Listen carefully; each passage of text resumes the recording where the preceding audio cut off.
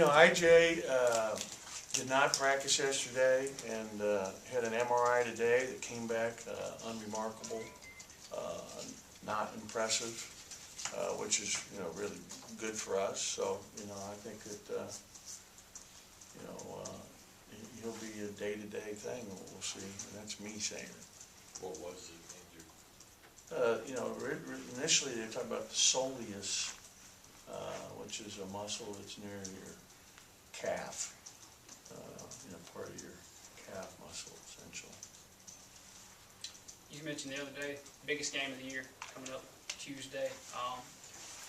With a lot of guys, with Schneider, where it's not really from Mississippi and things like that. Is that something that you preach to them, the biggest game of the year, what it means to the fans and things like that? Yeah, and I think being a part of at Mississippi State now and seeing how it was for football and just seeing how people treat it, but he'll get it. If he doesn't get it already, he'll learn soon enough when he shows up, there in the arena.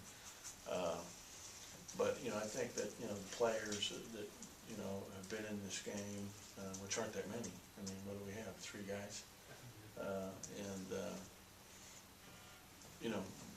Hopefully IJ is able to play. We'll see. I mean, if not, then it just steps up for other guys opportunity to play. But yeah, I mean, Ole Miss, Mississippi State. That's what it's all about. That's why you come to Mississippi State to beat Ole Miss. After your being in the robbery, anything about it that surprised you last year? I just think the fans from both universities are very passionate, and the alums, and there's such love for our university with our fans and our alums, and it's a great rivalry, and that's what makes athletics. Having these intense rivals, raises your level of play, and the same is true for them. I mean, it raises your level of play, and they've got a good team. They're very athletic. Saez is fantastic. I mean, I can't say enough great things about him. He's an all-league player, no question.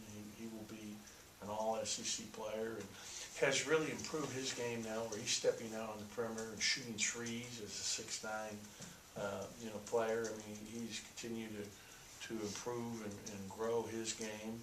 I really like their guard play. Davis is one of the most improved players in our conference from freshman year to sophomore year. He's taken a big jump when you look at him and look at his numbers. The little point guard Tyree out of New Jersey really adds something to him. They're bringing Burnett in the last game off the bench, who's their leading scorer.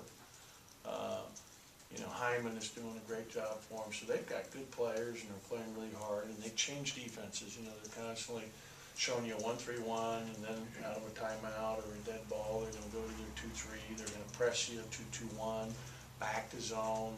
So it's constantly changing, giving you different looks, making you react to different types of defenses. And then they run really good stuff offensively and do a good job playing through Saez, who is, again, an outstanding player. Eric's point productions kind of went down over the last few games. How do you get him back engaged on the offensive end? Get to the offensive glass and create points by going and getting second and third shots. He has scored well. If you look at it, you'll see a lot of it are his numbers, and he's just got to be aggressive and get to the foul line. Like in our last game, between Mario, Q, and Eric, our 3 starting 4, 3, and 2, we got to the line 4 times. Between those 3 guys total, we got to get the line more. Against Alabama, you guys shot, I think, 4 or 5 3-pointers early, and then you guys went 1 or 5 or something like that early on, and then it seemed to be everything was going toward the basket, going to the rim. Was that what you wanted? Yeah, I didn't feel like it. I mean, we only get the line 19 times. They got there 36 times. So I don't know that we did, attack the basket, better after the first few minutes. And first few minutes, if you look at some of the shots, they were not, getting caught up. Again, that's a sign of us being young still. We got to play. If there was ever a game where we need to have poise, it's on the road in Oxford, Mississippi tomorrow night. If Freddie isn't able to play, how do you expect to, divvy up his minutes? I mean, who would have to? Amongst the team, and probably, our guards obviously get more minutes. When you're talking about guys like Tyson and guys like Eli, they're going to be called upon more.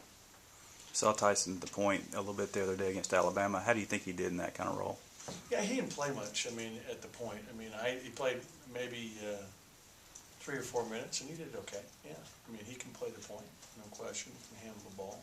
And, you know, him playing lower, I mean, I'm less worried about him offensively at the point than I am defensively. Is he kind of the third guy, you know, the third point guard on the team?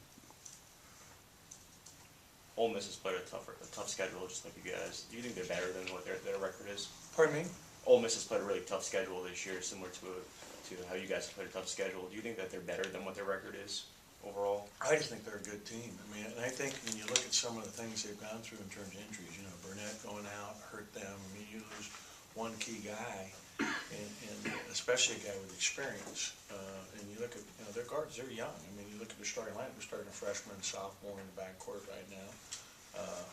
You know, they're a young team, so, you know, losing him, and I forget how many games he missed, but it definitely hurt them when he was out. You know, Brooks has come back off the, you know, seizure issue that he had, and thankful to God that he's okay. And we were all, you know, very concerned for him and happy that, you know, he's bounced back and played in their last game. He's a very good player. He played well against